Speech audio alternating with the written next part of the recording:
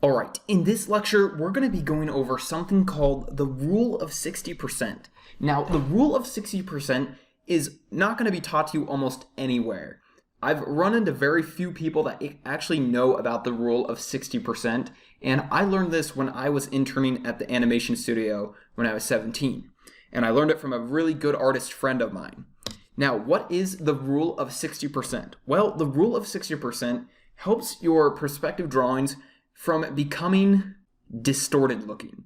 And what it is it's the rule that you can only show 60% of your horizon line. So from one vanishing point to another, you can only show 60% of what's within that space. Otherwise, everything outside of that space becomes very distorted. So let me show you what I mean. So if I grab my ruler right here, I have one vanishing point right here, and I have another one right over here. And the distance between those two vanishing points is 10 inches.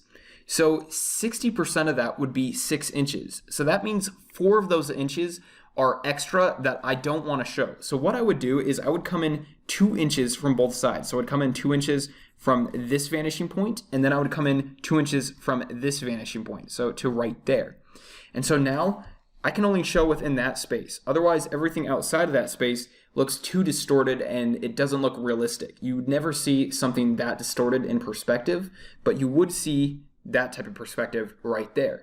So we can go ahead and now draw vertical lines coming up from each one of those points, like so.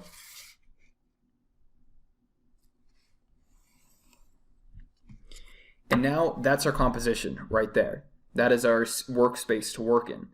Now, this is the reason why a lot of people get really frustrated with perspective drawing, is because their perspective drawings don't look very realistic because they're seeing really exaggerated lines.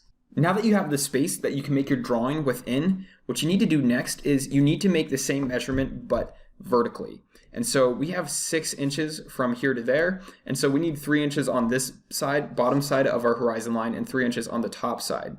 So let's go ahead and do that. So we'll go right there on our 3, and then we'll go ahead and add in a mark up here, and then we'll add in a mark down here.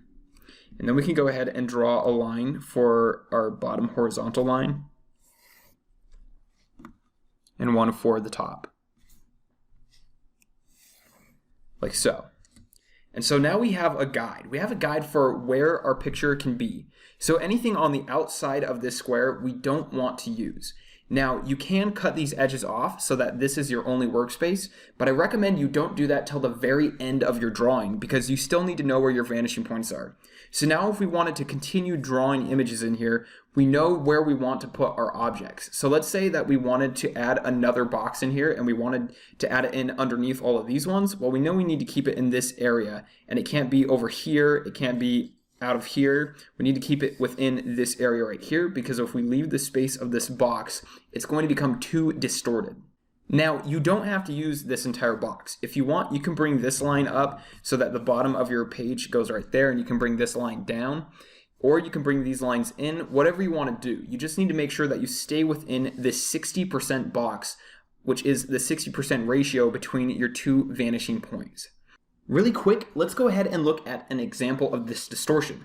So earlier we drew this picture of this house and this building, which are in correct perspective, but you would never see this type of exaggeration in perspective.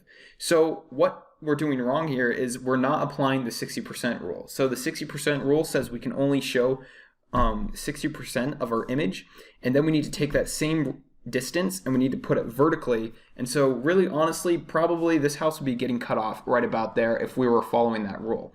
And that's why that corner looks so strange and exaggerated, is because it's out of bounds.